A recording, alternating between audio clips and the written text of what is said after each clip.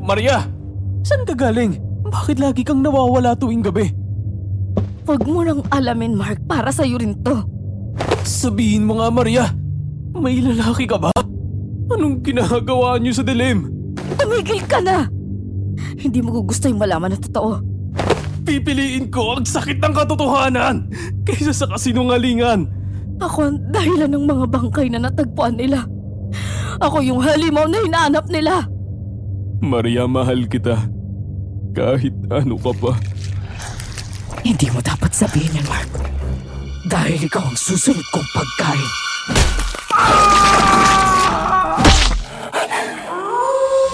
Follow us sa aming bagong channel na Aswang Confessions. Kita-kits, don't forget Aswang Confessions.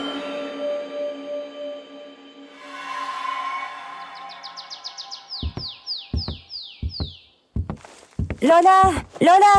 May telegrama po para sa inyo. Telegrama? Kanino galing, apo? Galing po sa Negros Occidental. Galing sa Negros? Galing yan sa lolo mo. Pakibasa nga ang telegrama, apo. Malabo ang mga mata ko at mahihirapan akong basahin yan. Kaya ikaw na ang magbasa.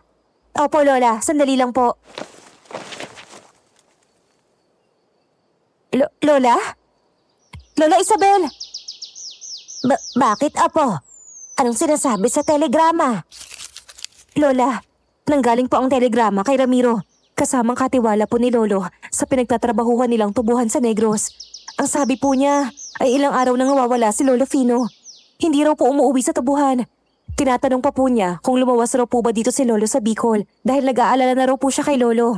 Ano ka mo? Nawawala ang Lolo mo. Kung aalis siya, saan naman yun pupunta? Wala naman siyang ibang kakilala roon sa Negros. At saka, wala naman siyang pinadalang telegrama sa akin na uuwi siya rito sa atin. Lola, baka po may nangyari kay Lolo? Diyos ko, huwag naman sana.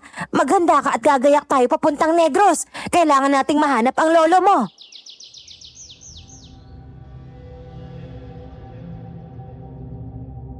Magandang araw po sa lahat ng nakikinig sa inyong YouTube channel na Sityo Bangungot, Kwentong Takip Silim at Sityo Pangil. At sa bago niyong channel na Aswang Diaries. Ako nga po pala si Ramiro, hindi ko tunay na pangalan.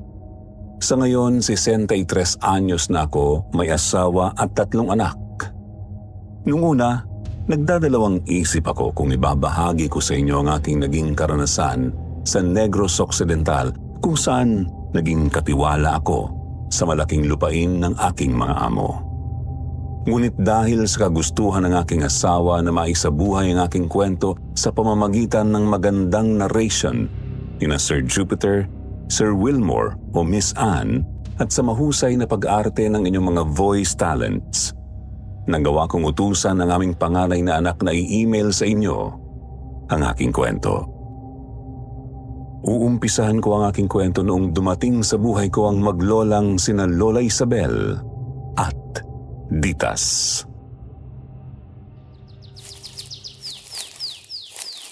Lola, napakalawak pala ng lupain ng pamilyang pinaglilingkuran ni Lolo Fino, no? Hindi ko akalain na ganito pala to kalaki. Malaki talaga ang lupain ng mga amo ng lolo mo, apo. Binata pa lang siya. Naglilingkod na siya rito. Kaya lubos siyang pinagkakatiwalaan. Kaya siya ang naging punong katiwala. Pero teka, nasaan na nga ba ang mansyon ng mga Rodriguez? Nakalimutan ko na. Ang tagal ko na rin kasi mula nang muli ako makapunta dito. Bagong kasal pa lang kami noon ng lolo mo nang pumunta ako rito at makilala si Don Claudio, ang among lalaki ng lolo mo na siyang may-ari ng lupain na to. Naku, apo, napakabait nun. Pero nang sumakabilang buhay si Don Claudio, hindi na nanatili rito sa Negros ang kanyang asawa at mga anak. Pumunta na sila sa Amerika. Ang mga katiwala na lang ang nagbabantay sa mansyon at sa mga lupain ng pamilya. Nandito lang naman yun, Lola. Hindi naman mawawala yun. Oh, tingnan mo, Lola. May malaking bahay doon. Nasaan? Ay, hindi ko makita. Alam mo namang malabo ang mga mata ng lola mo. Ewan ko ba sa'yo, Lola? May salamin ka naman sa mata pero hindi mo naman sinusuot. Ayoko. Ang lakas makatanda kapag may suot na salamin. Hay nako, Lola.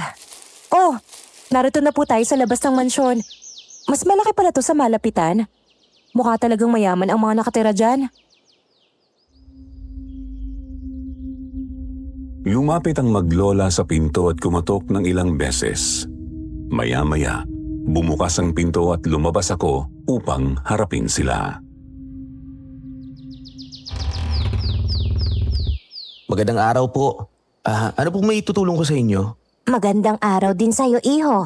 Ako si Isabel, asawa ni Fino, ang punong katiwala ng pamilya Rodriguez. Kasama ko ang apo kong si Ditas. Tatanggap namin ng telegrama na galing kay Ramiro. Kayo po pala yung asawa ni Lolo Fino. Ako nga po pala si Ramiro. Ako yung nagpadala ng telegrama. Bakit po kayo naparito? May nangyari po ba kay Lolo Fino? Ikaw pala si Ramiro. Bueno, kaya nga kami nagpunta rito, iho, dahil hindi umuwi sa amin sa Bicol ang asawa ko. Wala siya ron. Kapag uuwi siya sa amin, magpapadala muna siya ng telegrama. Pero wala kaming natanggap, kaya naisip kong pumunta rito sa Negros kasama ang apo ko para hanapin siya. Nararamdaman ko kasi na nandito lang siya. Hindi niya ugali na umalis nang hindi nagpapaalam. Nako, wala din po pala sa inyo si Lolo Fino. Saan kaya siya nagpunta? Ganito, papasok po muna ako sa loob para makapagpahinga kayo. Pagpasok sa loob, napansin kong titig na titig sa akin ang maglola kaya hindi ko napigilan ang sarili kong magtanong. May dumi po ba ako sa mukha? Hindi po kasi maalis yung titig niyo sa akin eh. Pasensya ka na, iho. Nagulat lang ako. Bata ka pa pala. Hindi ko akalain na ikaw ang kasamang katiwala ng asawa ko rito. Akala ko'y kasing edad ka rin niya. Nga pala, Lola Isabel na lang ay tawag mo sa akin, iho. Oo nga, kahit ang sulat ng kamay mo ay parang sulat ng matanda, kaya akala ko rin ay matanda ka na. Napangiti ako sa sinabi ni Lola Isabel at napatingin sa apo niyang si Ditas. Habang pinagmamasdan ko ang dalaga, hindi ko napigilan ang humanga sa kanyang kagandahan. Pero sinikap kong hindi ito ipahalata. Opo. Ako po yung kasama ni Lolo Fino na namamahala at nangangalaga ng tubuhan dito sa mansyon ng mga Rodriguez. Ang totoo po, dalawa lang kami dito eh. Yung ibang trabahador, ayun, nagsialisan na mula nung hindi na umuwi ang pamilya.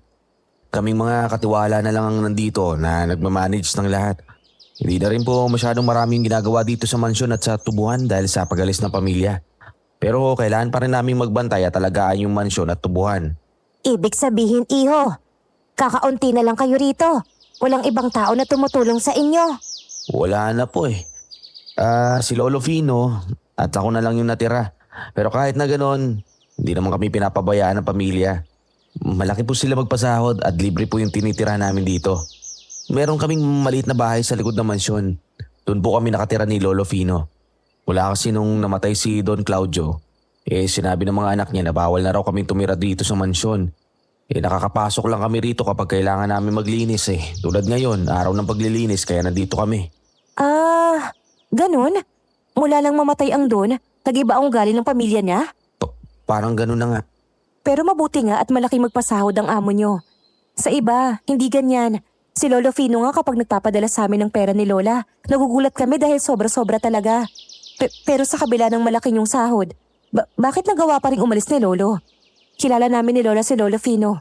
Hindi siya tumatalikod sa responsibilidad. Yan ang hindi ko po alam. Isang araw, bigla na lang siyang nawala. Hinahanap ko siya sa mansyon, sa tubuhan at saka kung saan-saan. Nagtanong na rin ako sa mga taga rito kung nakita nila si Lolo Fino. Pero kahit na sino sa kanila, walang nakakakita sa kanya eh. Pagdating namin sa sala ng mansyon, inanyayahan ko silang maupo. Dinulugan ko rin sila ng maiinom at makakain bago namin itinuloy ang aming pag-uusap. Hindi na ako magpapaligoy-ligoy pa, iho. Maaari ba akong humingi ng pabor? Ano pong pabor yung gusto nyo? Maaari mo ba kaming tulungan na hanapin ang asawa ko? Alam ko na nandito lang siya sa lugar na to. Hindi siya lalayo rito. Kaya tulungan mo kami na mahanap siya. Nakikiusap ako sa'yo, iho. Wala kaming kilala rito. Ikaw lang ang malalapitan namin ni Lola. Hindi kasi mapapakali si Lola hanggat hindi nahahanap si Lolo. Yun lang pala eh. Nakahanda po akong tumulong sa inyo, Lola Isabel, Ditas. Gagawin ko po ang lahat na makakaya ko para mahanap si Lolo Fino. Itinuturing ko na po siyang parang pangalawang ama ko eh. Kaya hindi ko po matitiis na makita kayong nag-aalala. Sige po, hanapin po natin si Lolo Fino. Maraming salamat, iho. Pero may isa pa sana akong pabor. Ano po yun, Lola? Maaari ba kaming makitira rito pansamantala habang hinahanap namin si Fino? Maaari ba yun, iho? Kung ako lang po yung masusunod eh. Payag po akong magbigay ng tulong pero hindi ko po alam kung anong magiging desisyon ng mga amo namin. Sige, ganito po. Ipagpapaalam ko po muna sa kanila na nandito kayo at hinahanap si Lolo Fino. Magpapadala ako ng telegrama. Ipapakiusap ko sa kanila kung maaari, pansamantala kayo munang tumuloy dito sa tinitira namin habang patuloy natin siyang hinahanap. Okay po?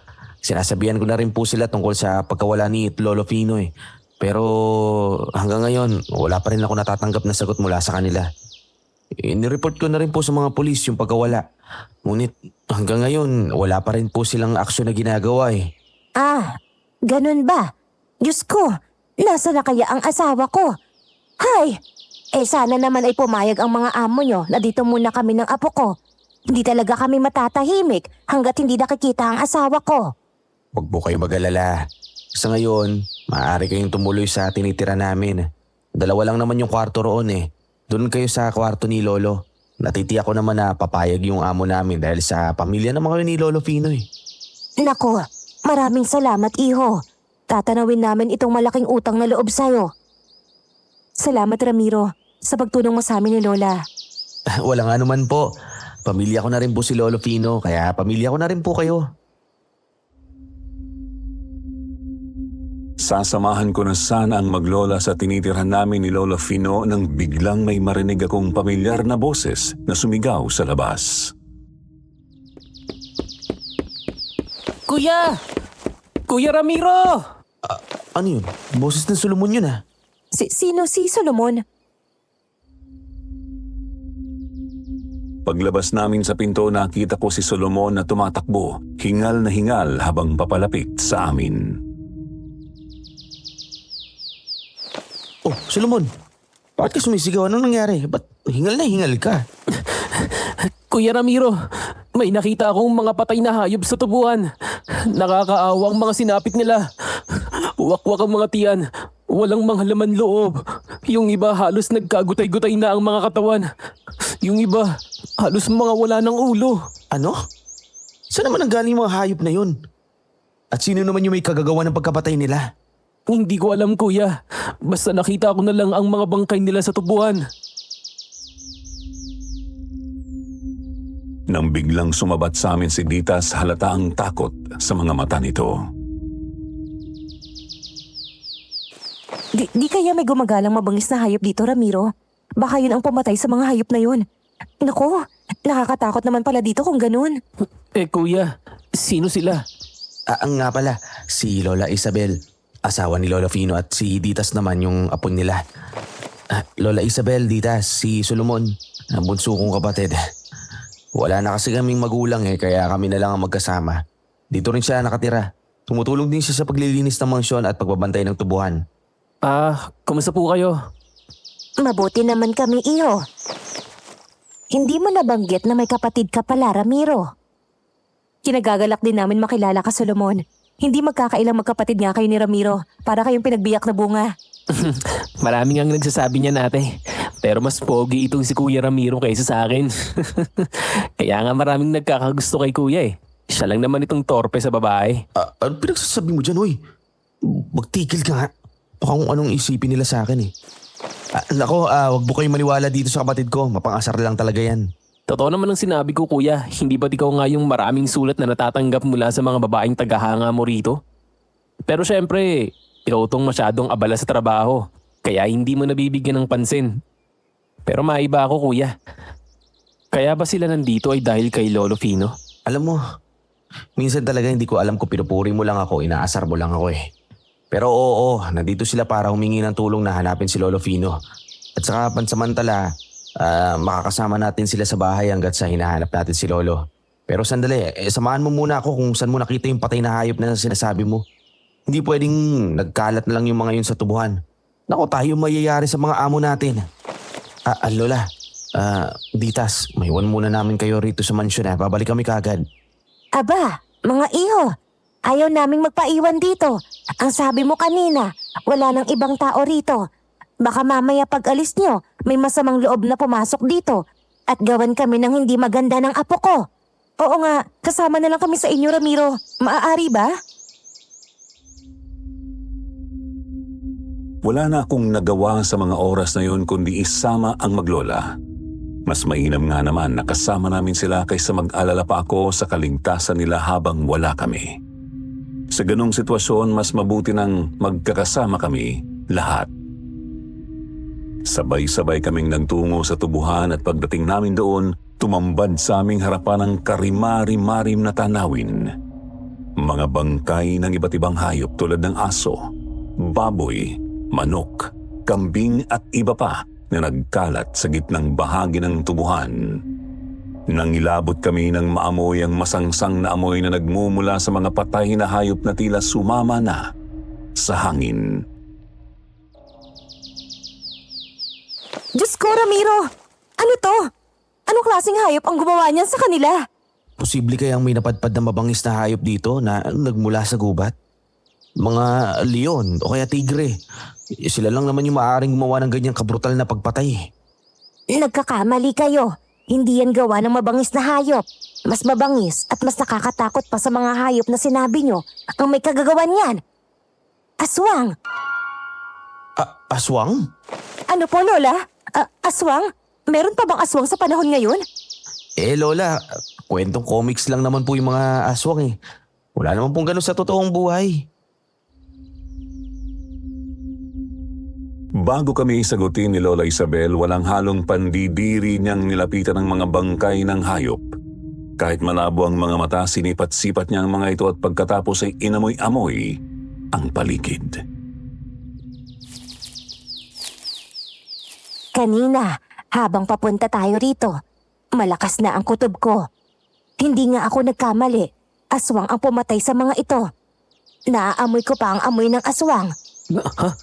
Talaga po ba, Lola? Naaswang ang pumatay sa mga hayop na yan?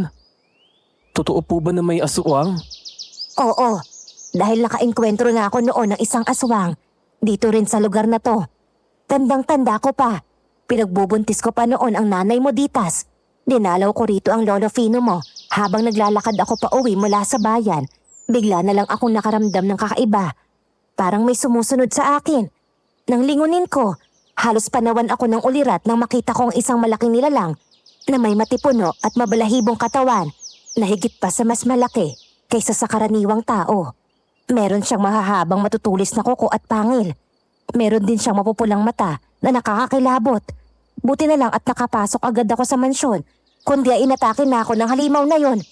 Sobrang nag-alala sa akin ang lolo mo, kaya nga kinabukasan ay agad niya akong pinabalik sa Bicol. Mas ligtas daw ako doon. Kaya nga mula noon ay hindi na ako hinayaan na dito tumira dahil may aswang nga dito. Ang sabi ng lolo mo, ang aswang na nakita ko ay aswang sa gabunan, isa sa pinakakinakatakutan at malalakas na uri ng aswang. Hindi ko akalain na sa paglipas ng panahon, meron pa ring aswang dito at naaamoy ko pa ang amoy niya. Ang sabi rin sa akin ni Fino noon ay may kakaibang amoy ang gabunan. Parang amoy ng bulok na karne o masangsang na amoy. Kaya alam ko na may aswang sa paligid. Kung ganon, kailangan na natin bumalik sa mansyon. Kung meron nga talagang gumagalang aswang dito, hindi tayo maaaring abutin ng dilim dito. Paano ang mga patay na hayop na yan, kuya? Bukas sa bukas, kakausapin ko yung mga taong pwedeng tumulong sa atin para maalis yung mga hayop na yan dito sa tubuhan. Hindi maaaring magtagal yung mga yan. Pero sa ngayon, ang mahalaga, makabalik muna tayo sa mansyon. Nagmamadali kaming bumalik sa mansyon, bit-bit ang kaba at takot sa aming dibdib. Pagdating namin, agad kong siniguro na wala na kaming gagawin ni Solomon sa loob, kaya isinara at ikinandado namin ito ng maayos. Pagkatapos isinama na namin sina Lola Sabel at Ditas sa bahay na tinitirahan namin sa likod ng mansyon. Nang makita ng maglola ang bahay, nanlaki ang mga mata nila. Aba, akala ko barong-barong lang itong tinitirhan nyo. Pero mukhang mas malaki at maganda pa kaysa sa iniisip ko. Ang ganda naman pala ng bahay nyo. Parang hindi ito bahay ng katiwala ah. Bale, pinatayo po ng mga amo namin yung bahay na ito. Pinagawa po nila ito para sa mga katiwala. Kahit nga kami ng kapatid ko, nagtataka kung bakit ganito kaganda yung tinitiran po namin eh. Oo nga po, hindi rin kami makapaniwala nung una. Pero ang sabi po ni Lolo Fino sa amin, maswerte pa rin kami kahit na hindi kami nakatira sa mansyon dahil maganda itong nilipatan namin. Hindi makapaniwala ang maglola na sa ganun kagandang bahay kami nakatira ng mga katiwala. Kaya kahit habang naghahapunan kami, palinga-linga pa rin sila sa loob ng bahay. Pagkatapos naming maghapunan, inayos at nilinis ko ang kwarto ni Lolo Fino na tutulugan nina Lola Isabel at Ditas. Ilang araw nang hindi yun nalilinis mula nang hindi na umuwi si Lolo Fino. Bago pumasok sa kwarto, sinabihan ko si Ditas na kung may kailangan sila, katukin lang kami ni Solomon sa aming kwarto. Ditas, kung may kailangan kayo nandito lang kami sa kabilang kwarto. Huwag kayong mag-alalang kumatok. Salamat Ramiro. Salamat ulit at pinatuloy mo kami rito ni Lola. Hindi talaga mapapalagay si Lola hanggat hindi nahahanap si Lolo. Kaya ang sabi niya, hindi raw siya aalis dito hanggat hindi pa nahahanap si Lolo Fino. Huwag kayong mag-alala tungkol sa lolo mo. Mahanap din natin si Lolo Fino. Gagawin natin ang lahat para makita natin siya, ha?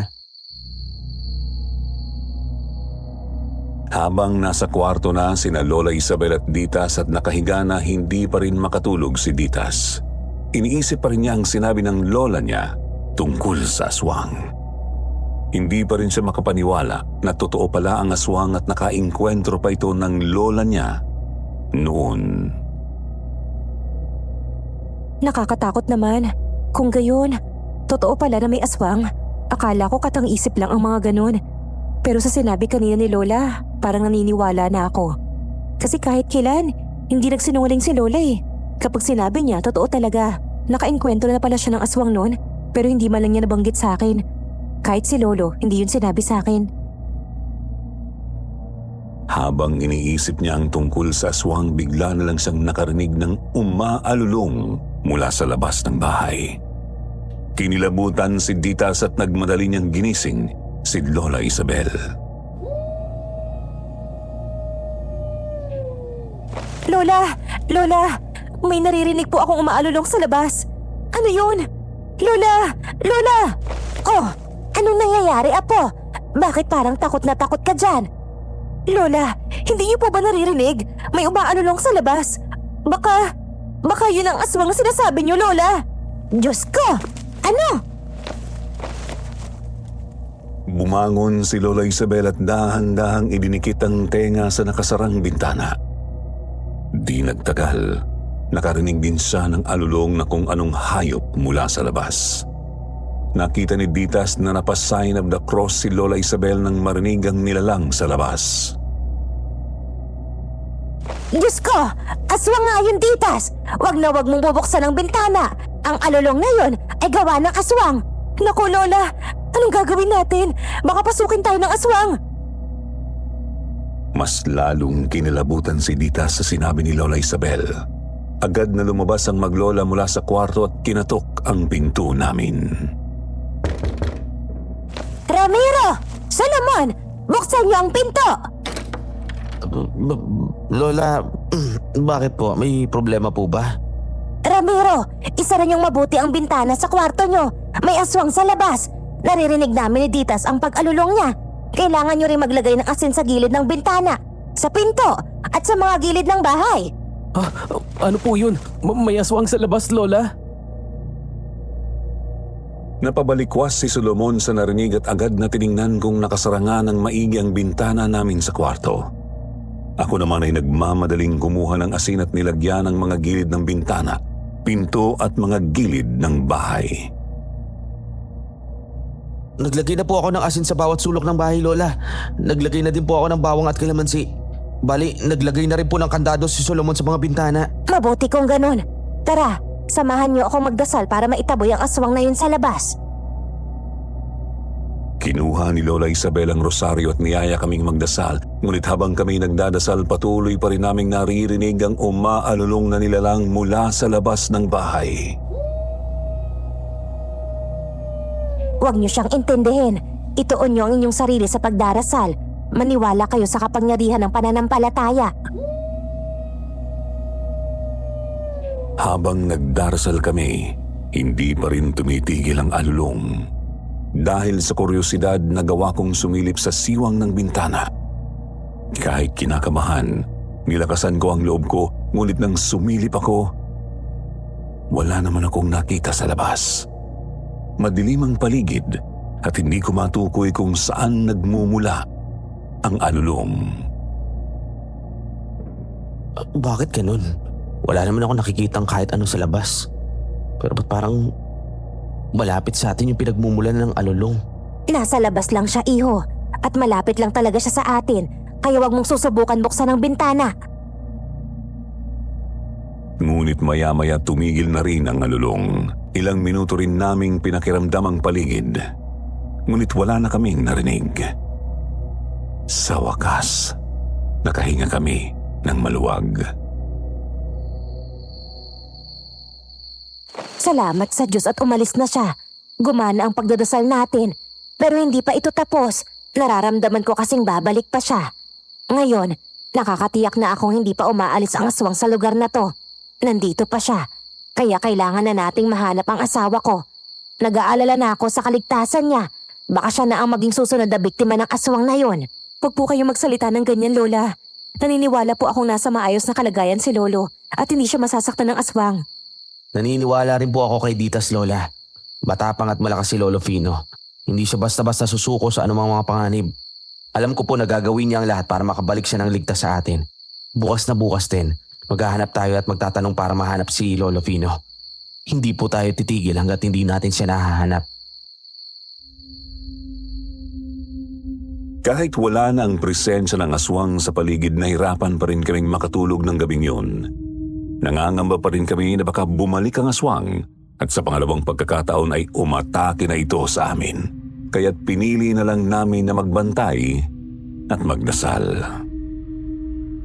Kinaumagahan, pagkatapos naming mag-almusal, sinamahan ko sina Lola Isabel at Ditas sa bayan para magtanong-tanong. Si Solomon naman ang inutusan kong magbantay at mag-asikaso sa tubuhan. Lola Isabel, Ditas, ako na lang muna ang sasama sa inyo sa paghahanap at magtatanong-tanong tungkol kay Lola Fino. Si Solomon naman yung magbabantay at mag-aasikaso sa tubuhan. Siya na rin ang makikipagtulungan sa mga tinawag kong tao para alisin yung mga patay na hayop doon. Salamat, Ramiro. Pasensya na kung naabala ka pa namin. Sa totoo lang, hindi mo naman kailangan na samahan pa kami pa uwi. Pero sobrang laking tulong na nandyan ka para gabayan kami. Tama ang apo ko, Ramiro. Iho, maraming salamat talaga sa tulong niyo magkapatid. Kahit kakakilala ko pa lang sa inyo, lalo na sa'yo, napakagaan na ng loob ko. Sinabi ko naman sa'yo na tutulungan ko kayo, di ba? May isang salita ako. Sa ngayon, dilibutin na natin muna ang bayan at magtatanong-tanong. Ginawa na namin to ni Solomon pero magbabakasakali ulit tayo. Ganito na lang, ipakita natin yung litrato ni Lolo Fino sa mga makakausap natin. Sigurado naman ako na may makakapagbigay ng impormasyon tungkol sa kanya kapag nakita nila o nakilala si Lolo Fino eh. Buong araw kaming naghanap at nagtanong-tanong sa bayan. Gamit ang litratong dala ni Lola Isabel, ipinakita namin iyon sa mga taong nakakausap at nakakasalubong namin. Nang hindi inaasahan, may isang matandang tindera na namukhaan ng litrato ni Lolo Fino. Ayon sa tindera, nakita niya raw ang matandang lalaki sa ipinakita naming litrato. Talaga? Nakita mo na itong nasa litrato? Sinipat-sipat pa ng matandang babae ang hawak niyang litrato bago muling nagsalita.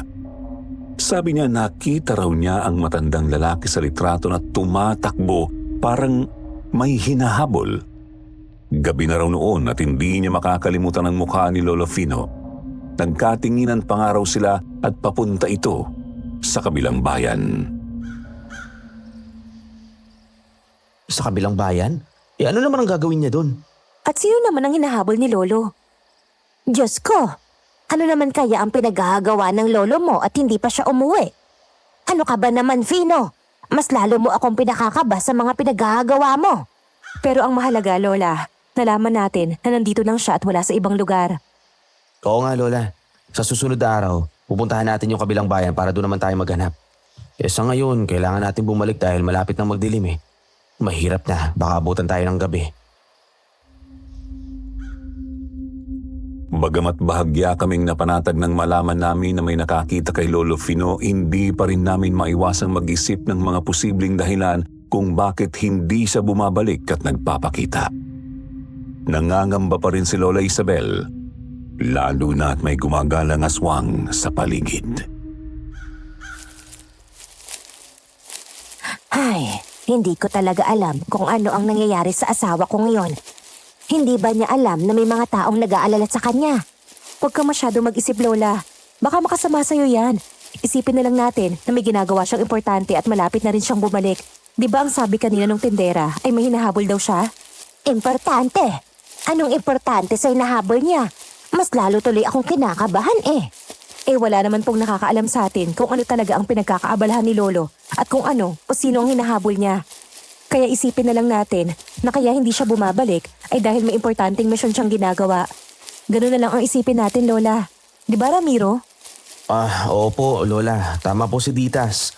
Isipin na lang po natin na may kailangan tapusin si Lolo kaya hindi pa siya makabalik agad. Nagawa naman namin ni Ditas na mapakalma si Lola Isabel. Habang naglalakad kami pabalik sa mansyon, may narinig kaming ingay mula sa isang grupo ng mga tao sa di kalayuan. Dahil sa kuryosidad, nilapitan namin ang mga ito. Nang makalapit kami, nanlaki ang mga mata namin nang makita ang bangkay ng isang lalaki na bitbit ng mga alagad ng batas. May malaking kagat ng kung ano ito sa leeg at ang tiyan nito ay wakwak na tila wala ng laman loob. Diyos ko, kawawa naman yung mga sinapit ng mga taong yan. Nakita mo ba yun, Ramiro? Brutal yung pagkamatay ng lalaki. Halos mapugot na yung ulo niya dahil wakwak yung leeg. Tapos, butas din yung tiyan. Sus Mariosep, aswang ang may gawa niyan. Wala namang ibang gagawa ng ganyang kalagim-lagim na pagpatay kundi aswang. Lola, nakakaalarma na to.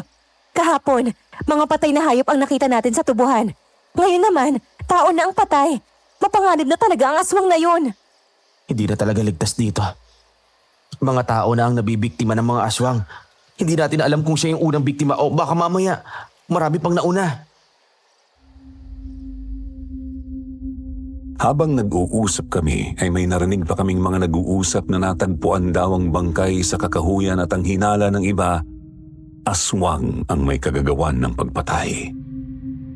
Ayon sa isang matandang lalaki na nakikiusyoso, ilang taon na raw na walang aswang na gumagambala sa lugar na yun. Pero laking pagtataka niya kung bakit may aswang na naman na gumagala. Ang mga tao sa paligid ay nag-uusap-usap at makikita sa kanilang mga mukha ang takot at pangamba. May ilan pang ang nagkikwento ng mga nakaraan nilang karanasan sa aswang. Lahat sila ay nagtataka at nag-aalala kung bakit biglang muling nagkaroon ng ganoong insidente matapos ang ilang taon ng katahimikan. Dahil sa mga narinig namin ay dumoble ang aming pag-aalala. Kaya minabuti na lamang namin na umalis na roon at magbalik na sa mansyon. Pagbalik namin sa tirahan sa likod ng mansyon, maingat kong isinarati kinandado ang pinto. Ang takot at pangambang dulot sa aming nakita sa labas ay nagbigay sa amin ng matinding pangangailangang protektahan ang aming mga sarili. Sa loob ng bahay ay naabutan namin si Solomon na nagluluto ng hapunan sa kusina. Oh, Solomon, kanina ka pa ba? Anong nangyari? Naalis na ba yung patay na hayop sa tubuhan? Oo, kuya. Naalis na nila yung mga bangkay ng mga hayop doon. At tulad ng bilin mo, iniabot ko na rin ang bayad sa kanila. Mabuti naman. Pero hindi ba sila nagtaka kung saan o anong nangyari doon sa hayop na yun? Nagtaka nga sila, kuya. Sabi nila, bakit ganun ang sinapit ng mga kawawang hayop? Yung isang ang inupahan mo, parang nakilala pa yung patay na aso. Ang sabi niya parang alaga daw ng kapitbahay niya. Kung ganun, Dito lang sa lugar natin galing yung hayop na yon. Sa tubuhan dinala ng aswang yung mga yon at doon pinatay. Malawak nga naman ang tubuhan eh. Kaya malaya niyang magagawa kung anong gusto niyang gawin sa mga biktima niya. Oo nga kuya, matalino rin ang aswang na yun ano. Dito pa mismo sa lupain ng mga amo nating iniwan ng mga biniktima niyang hayop. Wala nga namang talagang ibang makakakita dahil wala namang ibang nakakapunta sa tubuhan. Takot lang nila dahil kay Doña Mirasol. Siguradong ipapahuli at ipapakulong agad kung sino man ang tumuntong doon. Maliban na lang tayo o si Lolo Fino ang mag-utos. Napansin ko rin, Ramiro. Napakalawak ng tubuhan ng mga amo nyo. Pero bakit hindi nila pinagkakakitaan? Sayang ang lupa. Bakit hindi nila pinakinabangan? Napansin ko, nakatiwangwang lang. Yung ibang tanim doon ay nangamatay na. Hindi ko rin alam, Ditas. Mula nang mamatay si Don Claudio, napabayaan na yung tubuhan. Wala nang pakialam sa lupain yung asawa at saka mga anak niya. Kung tutuusin nga, pwede naman silang ipagbenta yung lupa na yan at yung mansyon. Pero hindi ko rin alam kung ba't ayaw nila. Mas pinili nilang pabayaan na lang. Alam mo kuya, mas maganda rin namang dulot yun. Kapag ipinagbili nila ang lupain, mawawalan tayo ng trabaho at papaalisin nila tayo rito. Mahirap pa namang humanap ng bagong matitirhan. Mabuti nga rito, libre ang tirahan natin at maganda pa, di ba? Pero maiba ako. Ano nga palang nangyari sa paghahanap niyo kay Lolo Fino? Ayun, di pa rin siya nahahanap eh. Pero may mga nakausap kami sa bayan na isang matandang tendera ang nagsabi sa amin na nakita niya raw tumatakbo si Lolo Fino. Parang may hinahabol papunta sa kabilang bayan. Ha? May hinahabol si Lolo Fino? Sinong hinahabol niya? Hindi nga rin nakita ng tendera eh. At saka alam mo ba, habang pauwi, may nakita kaming umpukan ng mga tao. Nagkakaguluhan nila yung bangkay ng isang lalaki na nakita sa kakahuyan. May kagat sa leeg at wakwak ang tiyan. Ayon nga sa narinig namin aswang daw yung may gawa. Naku, nambibigtima na ng mga tao ang aswang sa labas. Delikado na ang lumabas, kuya. Ayoko na lumabas. Baka pwede hindi mo na ako magbantay sa tubuhan. Ayokong mabiktima ng aswang eh. Ikaw talaga, napakaduwag mo talaga. Kung ayaw mo lumabas, edi ikaw na lang maglinis ng mansyon. Duwag na akong duwag. Basta ayokong mabiktima ng aswang. Mas gusto ko na sa mansyon na lang kaysa naman dun sa tubuhan. Makakasunod ng mga bangkay ng hayop, bangkay ko na ang matagpuan dun eh. Oo nga pala kuya. Natatandaan ko. May parte pa ng mansyon na hindi pa nalilinisan. Yung basement. Si Lolo Fino ang naglilinis dun, di ba? Mula nung umalis si Lolo Fino, hindi na nalinis ang basement. Yung basement? Oo nga pala no. Si Lolo Fino lang yung nakakapaglinis dun dahil siya lang yung binigyan ng permiso ng mga amo natin na makapaglinis sa parting yun ng mansyon. O sige, bukas na bukas, linisin mo yung basement. Nandito naman na sa akin yung susi nun eh. Sandali bibigay ko sa'yo. Ito yung susi ng basement.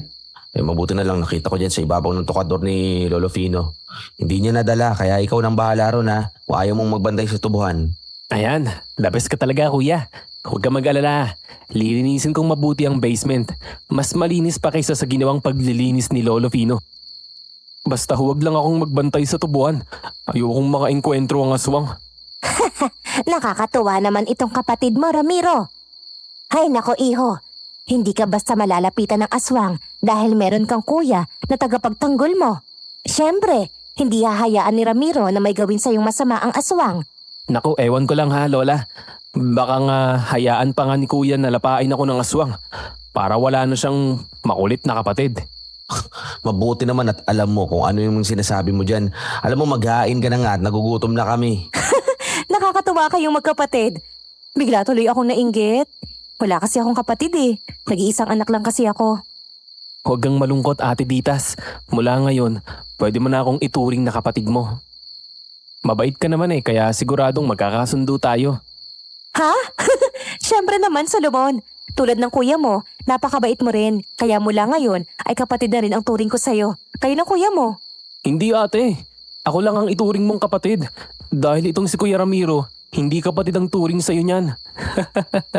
Ang totoo, crush ka niyan at kung ako ang tatanungin, bagay na bagay kayong dalawa. Nakagat ko ang sarili kong dila sa sinabi ng matabil kong kapatid. Parang binuhusan ako ng malamig na tubig. Ang lokong ito, wala talagang preno ang bibig.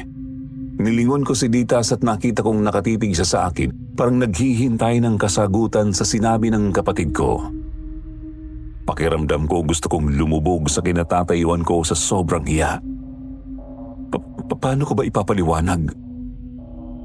Ang totoo, napukaw talaga ng kakaibang ganda ni Ditas ang mga mata ko noong una pa lang. Hindi ko may pagkakaila na nang makita ko siya, humanga na agad ako.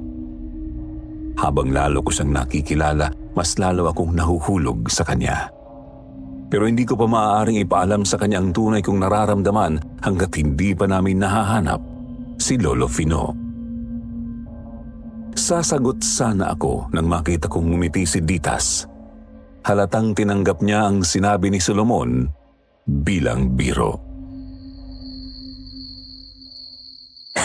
Nako, Solomon, ikaw talaga? Napaka mapagbiro mo. Di ba, Ramiro? Oo, huwag mo sineseryoso yung kumag na to. Inaasar lang ako niyan. At nagkatawanan kaming lahat dahil sa makulit kong kapatid. Pagkatapos naming maghapunan, nagpahinga na kami. Naging maayos naman ang gabing yon. Wala kaming narinig na alulong o kaluskos mula sa labas ng tinitirhan namin. Ngunit wala pala kaming kaalam-alam na ang tahimik na gabing yon ay may itinatagong misteryo na magbubukas kinaumagahan. Oh, paano? Maaga kaming aalis ha. Ikaw nang bahala dito. Pagkatapos mong linisin yung basement, isarado mo at ikandado mo agad ng mansyon. Mahirap na, baka may makapasok pa ron na iba.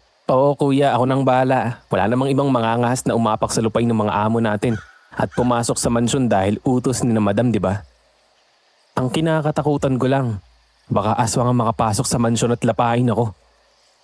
Kaya mamaya habang naglilinis ako sa basement, isasara ko talaga ng maigi ang mga pinto at bintana para hindi makapasok ang aswang.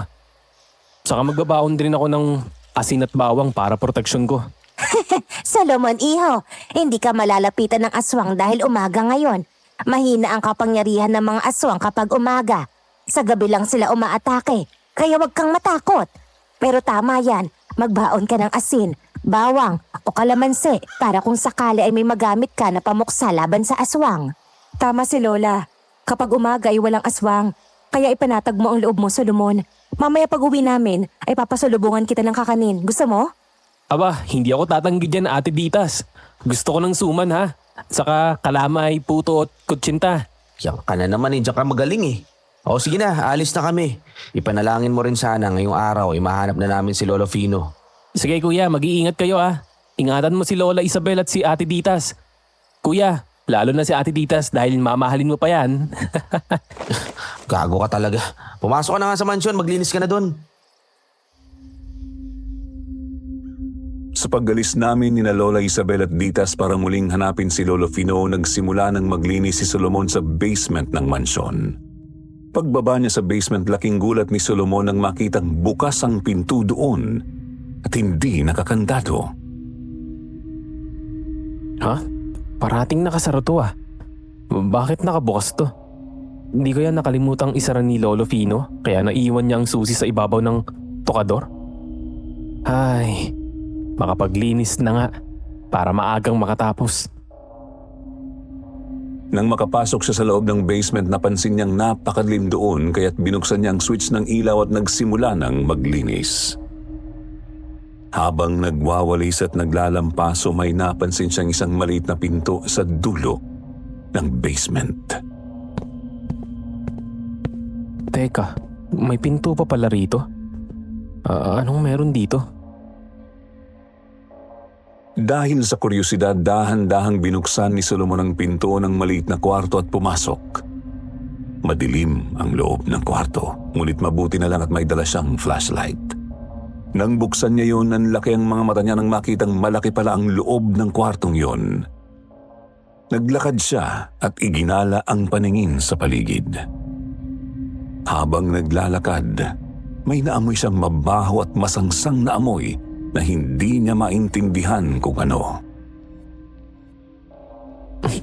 Anong amoy yun? Ang baho. Ano kayang amoy yun? Ha? Parang malansa. Parang nabubulok. Kahit masakit na ang ilong niya sa naaamoy na mabaho, ipinagpatuloy pa rin ni Solomon ang paglalakad hanggang sa marating niya ang pinakadulong bahagi ng kwarto. Mas nagulat siya nang makita ang isang malaking kulungan na naroon. Gawa sa bakal ang mga rehas ng kulungan at nakabukasyon.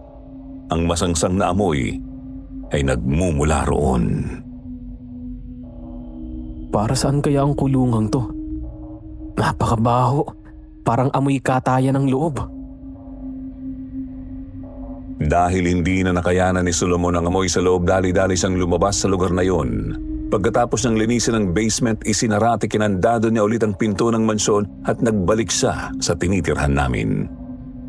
Hindi na siya lumabas doon at hinintay ang pagdating ko at nang maglola. Gaya ng inaasahan, bigo na naman kaming mahanap si Lolo Fino, kaya lulugo-lugo na naman kaming umuwi nila Lola Isabel at Ditas. Pagdating namin, sinalubong agad ako ni Solomon. Kuya, may sasabihin ako sa'yo. Oh, ano na naman yun? Baka mamaya, kalokohan na naman yan. Pagod kami, Solomon, kaya ayoko makipagbiruan. Seryoso ang sasabihin ko, kuya. Kasi habang naglilinis ako sa basement, may nakita akong isang sikretong kwarto roon. Ha? Sikreto? Sikretong kwarto? Oo, kuya. Doon sa pinakadulong parte ng basement, may maliit na pinto pala doon. Tapos nang buksan ko, isa yung malaking kwarto. Grabe, napakabaho ng amoy sa loob niyon, kuya. Tapos may isang malaking kulungan doon. Hindi ko alam kung para saan ang kulungan na yun. Sa tingin ko may alam si Lolo Fino tungkol doon dahil siya lang naman ang palaging naglilinis doon. Pero, bakit hindi man lang sinabi sa atin ni Lolo Fino yung tungkol dyan? At bakit naman nagkaroon ng kulungan sa basement? Alam mo, ganito, samahan mo ako sa basement bukas. Gusto ko makita yung kwartong yan. Labis kong ipinagtaka ang sinabi sa akin ni Solomon. Hindi ko maintindihan pero parang may kung anong kaba akong naramdaman sa dibdib ko nang marinig ko ang tungkol sa nakita niyang sikretong kwarto sa basement. Sa isip ko, may kinalaman kaya ang natuklasan iyon ni Solomon sa pagkawala ni Lolo Fino. Kinaumagahan, agad akong nagpasama kay Solomon sa basement. Puno ng kuryosidad ang aking isipan. Gusto kong makita ang sinasabi niyang sikretong kwarto. Pagdating namin doon, nanlaki ang mga mata ko nang makita ang maliit na pinto sa pinakadulo ng basement. Oh, ito na ba yung tinutukoy mong kwarto? Oo, kuya. Yan na yun. Maingat kong binuksan ang pinto. Pagbukas ko palang kadiliman na agad ang sumalubong sa akin kaya sinabihan ko si Solomon na buksan na ang flashlight. Wala raw kasing switch ng ilaw doon. Pagkapasok namin sa loob ng kwarto, napansin kong malaki nga iyon. Kasabay na aming pagpasok ay sumalubong din ang masangsang na amoy na muntik nang magpabaliktad sa sikmura ko. Ano ba yung amoy na yan? Parang nabubulok. O, di ba sabi ko sa'yo, kuya, ang baho dito sa loob. Mas lalong mabaho doon sa may kulungan. Halika, nandun ang kulungan sa pinakadulo. Habang papalapit kami sa sinasabi niyang kulungan, mas lalong lumalakas ang masangsang na amoy hanggang sa tuluyan ko nang makita ang kulungan. Oo nga, may kulungan nga dito. Pero para sa naman to? Kaya nga kuya, tingnan mo ang kulungan. Mukhang pinasadyang gawin yan, di ba? Tama ka. At saka pagmasdan mong mabuti Hindi sa ordinaryong bakal gawa ang rehas nitong kulungan. Kahit mukhang matagal na tong nandito, wala kang makikitang kalawang At kahit ganun, hindi matatago na. Grabe, nakakasulasok yung amoy dito. Sa tingin mo, kuya, bakit kaya may ganyan dito sa basement? May inaalagaan kaya silang mabangis na hayop dito? Pinagmasdan ko pang mabuti ang kulungan bago may kung anong pumasok sa isip ko. Diyos ko, huwag sana totoo yung kutob ko, Solomon. Anong kutob yan, kuya? Basta, di pa ako sigurado. Pero malakas ang kutob ko nung may nalalaman dito si Lolo Fino. Siya lang ang makakapagsabi kung bakit may lihim na kulungan dito sa basement. At sa tingin ko, may kinalaman ito sa pagkawala niya. Pero paano nga natin malalaman kung wala naman dito si Lolo Fino? Habang nasa ganun kaming sitwasyon, biglang may narinig kaming sumigaw mula sa labas. Lolo! Lolo Fino! Sandali! Lolo! Si Ditas yun ah. Tinatawag niya si Lolo Fino. Tara kuya, baka may masamang nangyari. Agad naming tinungo ang sala ng mansyon kung saan narinig namin ni Solomon ang sigaw ni Ditas. Ditas, anong nangyari? Narinig ko na sumisigaw ka, tinatawag mo si Lolo Fino. Nagbalik na ba siya? Ramiro, nakita ko si Lolo Fino. Tumakbo siya palabas ng mansyon. Oh, nagbalik na pala si Lolo Fino. Nasaan siya? Hindi niya ako pinansin nung tinawag ko siya. Basta, nagmamadali siyang lumabas. Ganito kasi, sinundan ko kayo rito ng kuya mo dahil na-curious din ako sa pinag-uusapan niyo kagabi tungkol sa basement. Pagkapasok ko sa pinto, nakita ko nagmamadaling bumababa ng hagdan si Lolo at patakbong lumabas. Hindi ko na siya naabutan dahil ang bilis niyang tumakbo. Sa taas siya nang galing? Anong ginagawa niya ron? Teka, sandali, papanik ako sa taas at titingnan ko. Maiwan ka muna dito, Solomon. Samahan mo ang ate Ditas mo. Ayokong mag-isip ng masama pero bigla akong kinabahan nang marinig na nagmula sa itaas ng mansyon si Lolo Fino. Baka may kung anong kinuha siya roon. Nakalimutan namin ni Solomon na ikandado ang pinto nang magpunta kami sa basement. Ano pa talagang nangyayari, Lolo Fino? Anong ginagawa mo dito sa itaas? Pagdating ko sa ikalawang palapag ng mansyon, nakita kong nakabukas ang pinto ng kwarto ni na Don Claudio at Doña Mirasol. Pagpasok ko roon, nagkalat ang mga gamit. Napansin ko rin na may mga hiringgilya na nakakalat sa sahig. Ang daming hiringgilya dito ah. Para saan kaya to? Hinayaan ko na lang na huwag pakialaman ang mga yon at nang matiyak ko na wala namang ibang mahalagang gamit na nawawala sa kwarto ng mga amo namin ay nagmamadali akong bumaba ulit sa sala. Pagkababa ko, nakita kong may hawak na nakatiklop na papel si Ditas. Ano yan, Ditas? May napulot na papel si Solomon sa may pinto, Ramiro. Sa tingin ko galing yan kay Lolo Fino kuya. Mukhang sinadya niyang iwan yan dyan sa pinto. Kung kay Lolo Pino gagaling yan, kailangan natin basahin. Baka importante yung nilalaman yan eh.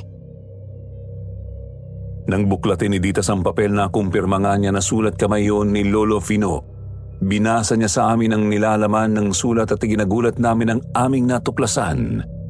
Ito ang nakasulat sa papel na iniwan ni Lolo Fino.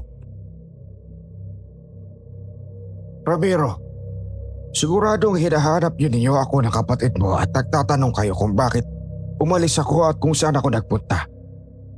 Umalis ako dahil kailangan kong hanapin at maibalik sa mansyon si Don Claudio. May kailangan kayong malaman na dalawa. Pero bago ang lahat, mangako kayo na wag niyong sasabihin kahit kanino ang nalalaman ninyo sa akin. Hindi totoong patay si Don Claudio. Buhay na buhay siya. Nakakulong siya sa isang sekretong kwarto sa pinakadulong parte ng basement. Pinalabas lamang ni Doña Mirasol at ang mga anak niyang sina Senyorito Diego at Senyorito Leona. Napatay na siya dahil gusto nilang itago ang totoong nangyari kay Don Claudio. Si Manang Greta, ang dating kasambahay dito sa mansyon na galing sa Capiz. Malaki ang galit niya kay Doña Mirasol dahil pumalpak lang sa pagluluto ay sinisante agad ng Donya. Kaya kung may anong nilagay siyang lason sa pagkain ng amo natin. Pero sa kasamaang palad, si Don Claudio ang nakakain at siya ang pumasan ng sumpa na ibinigay ni Manang Greta para sa pag-asawa. Nayanggaw si Don Claudio at ginawa siyang aswang. Kaya mula noon, pinalabas na nila na may malubhang sakit lamang si Don Claudio at hindi na maipapakita kahit kanino. Pero ang totoo, nagpagawa siya ng isang sekretong kwarto at kulungan sa may basement. At doon siya namalagi dahil natatakot siya na baka masaktan niya ang kanyang pamilya kapag nag-anyong aswang siya sa pagsapit ng gabi. Bukod sa asawa at mga anak ni Don Claudio, Ako lang ang nakakaalam ng madilim nilang lihim. Nang palagi nang nakakulong sa basement si Don. Nagpasya na lamang ang buong pamilya niya na umalis dito at iwanan siya. Kaya lahat sila ay namalagi na sa Amerika at tinayaan na lang si Don Claudio ay nakakulong lamang sa basement. Ang gusto nga ni Doña Mirasol ay dispatchahin na ang asawa niya, pero hindi nila magawa. Dahil mula nang maging aswang ito, mas lalo silang sinwerte at yumaman. Kaya kinausap na lamang nila ako na magbantay kay Don Claudio, kapalit ng malaking halaga na ibabayad nila. At ngayong nakatakas siya sa kulungan, nangaganip ang lugar na ito kaya kailangan ko siyang maibalik sa mansyon at makulong ulit. Bumalik ako rito dahil kumuha ako ng gamot na pwedeng magpahina sa kanya. Si Don Claudio mismo ang nag-imbento ng gamot para kapag tinurok sa katawan niya ay pansamantala siyang manghihina at hindi na makakapanakit ng tao. Kapag naiuwi ko siya dyan, kailangan ko ng tulong ninyong dalawa.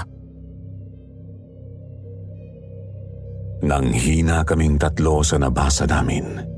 Hindi kami makapaniwala sa mga isiniwalat ni Lolo Fino. Diyos ko, kaya pala umalis siya at hindi bumabalik dahil hinahanap niya ang isang aswang. Hindi nga ako nagkamali sa kutob ko. Nang makita kong kulungan sa sikretong kwarto ng basement, may hinahala na ako na may kakaibang nangyayari dito. At tama ako. May kinalaman nga rito si Lolo Fino. Pero hindi ako makapaniwala na buhay pa pala si Don Claudio. Ang alam ko, patay na siya. Dahil binurol pa nga namin siya dito sa mansyon. Yun pala, peking burol lang. Kaya pala ayaw ipabukas ni Doña Mirasol ang kabaong ni Don Claudio eh. Dahil wala naman pala itong laman.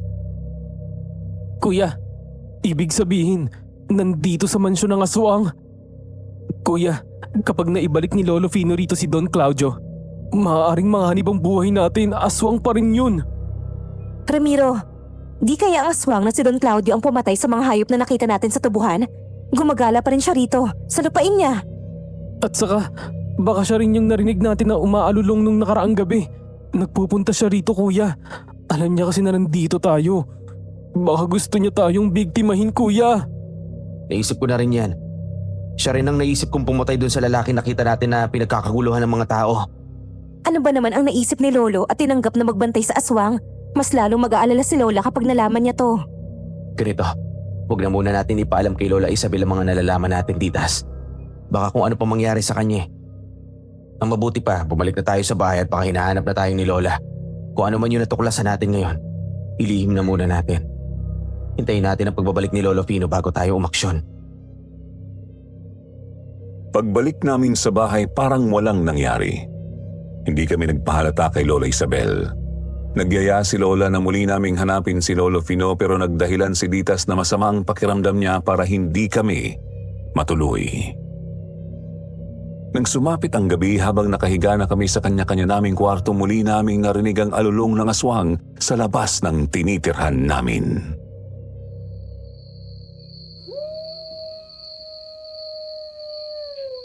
Teka, nandyan ulit yung mga alulong. Nagbalik ang aswang, Solomon. Ayan na naman yung nakakakilabot na alulong, kuya. Mas malapit na siya ngayon. Tara, gisingin na natin si Lola Isabel at Ditas. Halos kalampagin na namin ni Solomon ang pinto ng maglola. Nang lumabas sila sa kwarto, takot na takot si Ditas na yumakap sa akin. Ramiro, nasa labas na naman ang aswang. Narinig namin ni Lola na umaalulong siya.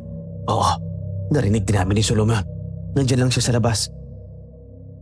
Nararamdaman ko na ang aswang na yan ay walang iba, kundi si Don Claudio. Uy, kuya, may aswang sa labas ah. Pero bakit dito sa loob meron din? Ano? May aswang dito sa loob? Oo, meron. Ikaw, anong ibig mong sabihin ng pagyakap mo kay Ate Ditas ha? Sorry, Ditas, napahigpit yung yakap ko sa'yo eh. Hindi naman, Ramiro. Ayos lang sa akin. Sa mga oras na yon, kahit may panganib sa labas, gusto kong kutongan ng kapatid ko. Nagawa pa akong asarin ng mokong.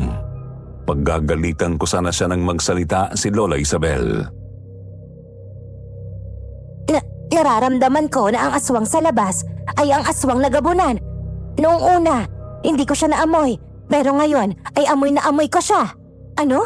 Lola? Aswang na gabunan? Oo, Apo. Hindi ako maaaring magkamali. Naamoy ko na ang amoy na yun noon. Kaya alam ko na nagabunan ang nasa labas na gumagawa ng alulong. Maya-maya, may narinig kaming malakas na katok sa pinto. Nagimbal kaming lahat sa nakakakilabot na katok na yon. May kasamang pagkalampag. Ramiro, kinakalampag na ng aswang ang pinto.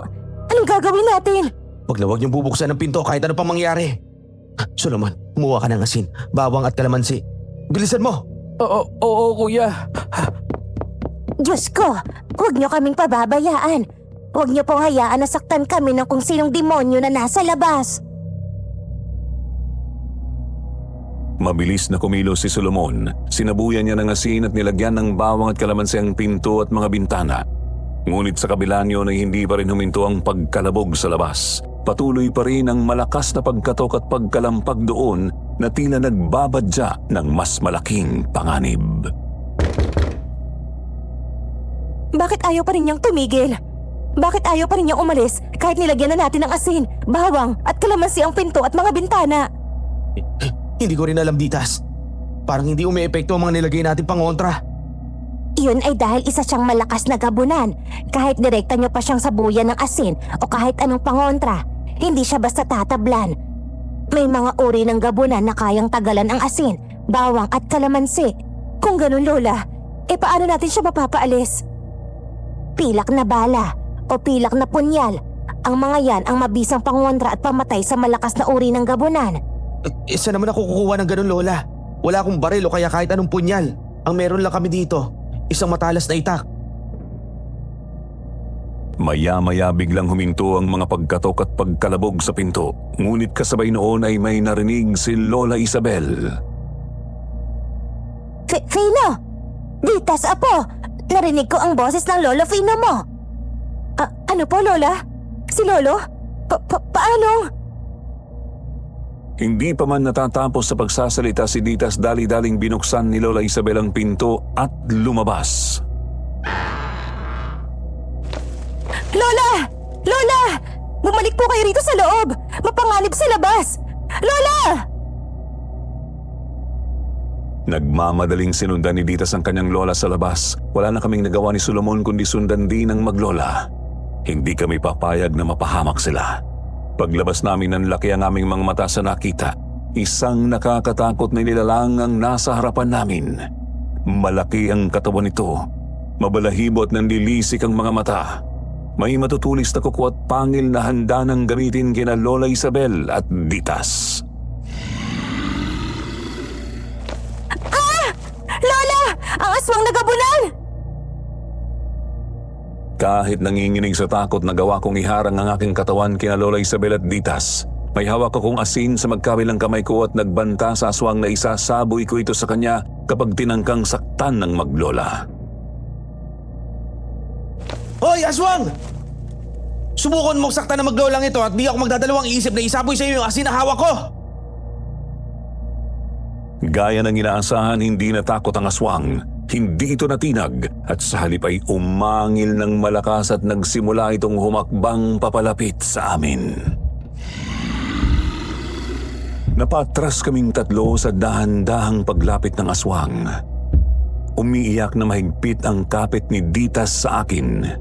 Si Solomon na nagtatago sa likod ng puno ay lumabas mula sa kanyang pinagtataguan at niyakap si Lola Isabel. Nanginginig na ang tuhod ko sa takot, ngunit pinilit kong tatagan ang sarili ko para sa mga kasama ko. Kitang-kita namin ang naglalaway na bibig ng aswang na halatang takam na sa aming lahat. Nang biglang may narinig kaming pamilyar na boses. Huwag mo silang sasaktan, Don Claudio. Dahil ako ang makakalaban mo. Nagulat kami nang lumitaw si Lolo Fino na may hawak na hiringgilya. Huminahon ka, Don Claudio. Kailangan mong bumalik sa iyong kulungan. Nakapangbiktima ka na ng mga hayop at inosenteng tao. Kaya dapat ay bumalik ka na sa mansyon. Si Don Claudio ang aswang. Paano nangyari yun? Patay na siya, di ba? Sa na namin ipapaliwanag ni Titas ang lahat, Lola. Pero tama po kayo. Si Don Claudio nga po ang gumagalang aswang. Sa ngayon magtiwala lang po muna kayo sa amin ni Lolo Fino. Pero imbes na makinig, nagwala ang aswang at inatake si Lolo Fino. Lumundag ito at mabilis na dinambahan si Lolo. Hindi nagpatalo si Lolo Fino sa lakas ng aswang at agad niyang tinangkang itusok ang hiringgilya sa leeg ng aswang, subalit sinangga lamang ito ng matatalim na kuko ng aswang. Habang nagsusumikap si Lolo Fino na maiturok ang hiringgilya na ayon sa kanyang sulat ay gamot para mapahina ang aswang, hindi ito nagkaroon ng epekto sa tapang at lakas ng aswang. Nang mabitawan ni Lolo Fino ang hiringgilya, inisip niyang sasakmalin siya ng aswang.